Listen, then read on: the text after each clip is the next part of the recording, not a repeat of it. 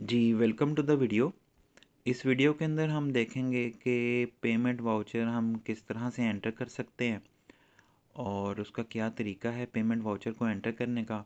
और ये आपके सामने एप्लीकेशन का होम पेज है। ठीक है, लॉगिन करने के बाद आप इस होम पेज पे आते हैं और सामने ही आपको पेमेंट वाउचर का ऑप्शन मिल जाता है। तो आपने पेमेंट वाउचर के ऑप्शन को क्लिक कर लेना है। ये आपके सामने पेमेंट वाउचर स्क्रीन आ गई है। और पेमेंट वाउचर एंटर करने के लिए आपको ज़रूरी है कि आप पे कर रहे हैं तो किसी बैंक या किसी कैश अकाउंट के ज़रिए आप पे कर रहे हैं। ठीक है ना। और नॉर्मली आप यहाँ तो कोई एक्सपेंस पे कर रहे हैं या अपने सप्लायर्स को कोई पेमेंट कर रहे हैं। ठीक है ना।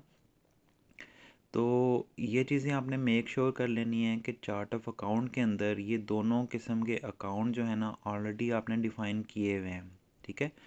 तो हम मेक श्योर कर लेते हैं। हम यहाँ से फॉर एग्ज़ाम्पल यहाँ से हम बैक करेंगे और वापस होम पेज पे आ जाएंगे और यहाँ से हम चार्ट ऑफ अकाउंट को क्लिक कर लेंगे।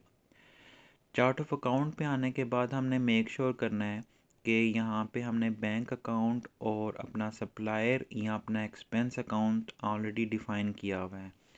तो हम यहाँ से फॉर एग्ज़ाम्पल हम न्यू अकाउंट को क्लिक कर लेते हैं और यहाँ से हम लिख लेते हैं एक्सपेंसेस और नीचे आपके आ जाएंगे डायरेक्ट एक्सपेंसेस। ठीक है ना। ये ऑप्शन है, ये हेड्स हैं, ये ग्रुप्स हैं, ये मतलब आप अपनी मर्ज़ी के मुताबिक भी सिस्टम के अंदर डिफ़ाइन कर सकते हैं। और नीचे एक्सपेंसेस आ जाएंगे और सबसे नीचे अकाउंट नेम जो है ना उसमें हम फॉर एग्ज़ाम्पल लिख देंगे आउटसाइड डिनर। ठीक है। तो इसको हम सेव कर देंगे। आप देखेंगे कि एक एक्सपेंस अकाउंट जो है ना ऑलरेडी क्रिएट हो चुका है। एक और हम कर लेंगे न्यू एक्सपेंस अकाउंट। क्रिएट करने के लिए न्यू अकाउंट को क्लिक कर लेंगे दोबारा से और आप वही प्रोसीजर है। हमने सबसे पहले एक्सपेंस सेलेक्ट कर लेना है, फिर डायरेक्ट एक्सपेंसेस और नीचे एक्सपेंसेस और नीचे अकाउंट नेम जो है ना उसमें रिपेयर एंड मेंटेनेंस को हम एंटर कर लेंगे। ठीक है। तो सेव कर लेंगे। ये दो एक्सपेंसेस हमारे पास जो है वो क्रिएट हो चुके हैं। और इसी चार्ट ऑफ अकाउंट में हम मेक श्योर कर लेंगे जी बैंक अकाउंट्स हमारे पास ऑलरेडी डिफाइंड है, जो कि हमारे पास ऑलरेडी डिफाइंड हैं। ठीक है। तो हमारा चार्ट ऑफ अकाउंट ओके, हम बैक कर लेंगे होम पेज पे आगे और यहाँ से हम जो है ना पेमेंट वाउचर को क्लिक कर लेंगे।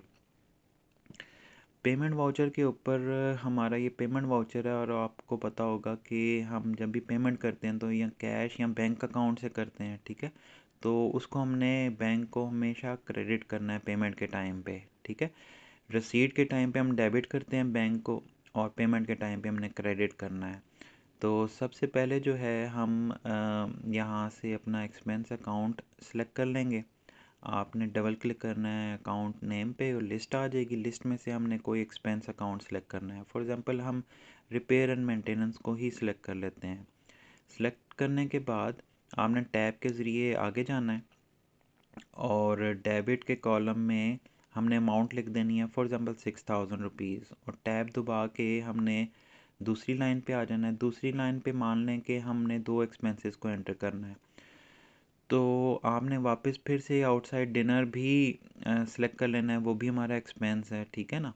और वापस टैब दबा के हमने फिर डेबिट के कॉलम में 4000 रुपीज़ लिख देना है। फिर टैब दबा के हमने नेक्स्ट पे जाना है और यहाँ से फिर अकाउंट नेम के ज़रिए हम सप्लायर को भी सिलेक्ट कर सकते हैं। ठीक है। और आगे से डेबिट कर देंगे या हम बैंक नेम सेलेक्ट कर लेते हैं। ठीक है ना। आप जितना मर्ज़ी लंबा वाउचर लिख लें, 5 6 10 8 लाइनें लिख लें, कोई हर्ज की बात नहीं है।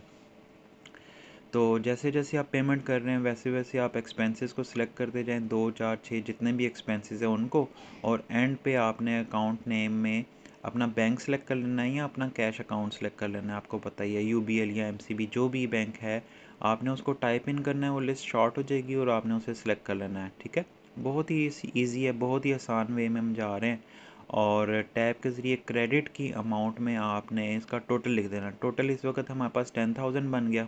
ठीक है। नीचे आपको शो भी हो रहा है और क्रेडिट के कॉलम में हमने 10,000 रुपीज़ लिख के तो इस वाउचर को हमने सेव कर देना है। जब हम वाउचर को सेव करेंगे बस हमने डेबिट और क्रेडिट को इक्वल रखना है। ठीक है। वाउचर सेव हो गया, वाउचर नंबर जनरेट हो गया। ठीक है। हमारा वाउचर ओके टू गो है। ठीक है। तो सेव होने के बाद हमने बैक कर लेना है और यही तरीका है पेमेंट वाउचर को एंटर करने का। और हम जब एक्सपेंसेस का या अपने सप्लायर्स का लेजर देखेंगे तो हमें अंदाज़ा हो जाएगा कि भी इस सप्लायर को हमने कितनी दफ़ा पेमेंट की, कितनी दफ़ा इसको हमने डेबिट किया यानी कि इसको पेएबल बनाया, ठीक है ना। तो ये था सिस्टम, ये थी छोटी सी वीडियो पेमेंट वाउचर को एंटर करने की। तो आई होप कि आपको पसंद आई होगी, इजी है।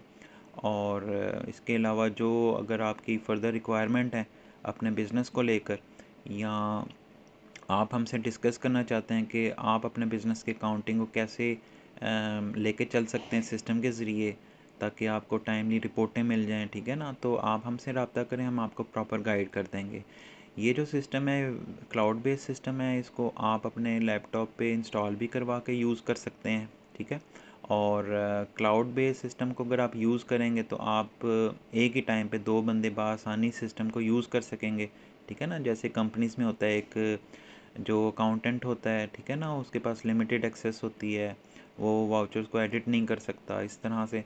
और एक एडमिन होता है जिसके पास फुल एक्सेस होती है, तो दोनों यूज़र्स एट अ टाइम इस सिस्टम को यूज़ कर सकते हैं अपने कंप्यूटर से, अपने मोबाइल से, ठीक है ना। ये सिस्टम मोबाइल से भी चल जाएगा आपके, और घर से, ऑफिस से, या आप ऑन द गो हैं, कहीं से भी इस सिस्टम को आप एक्सेस करके आप यूज़ कर सकते हैं। आप अपने सप्लायर्स की, कस्टमर्स की लेजर्स निकाल सकते हैं, बैलेंसेस देख सकते हैं, ठीक है ना।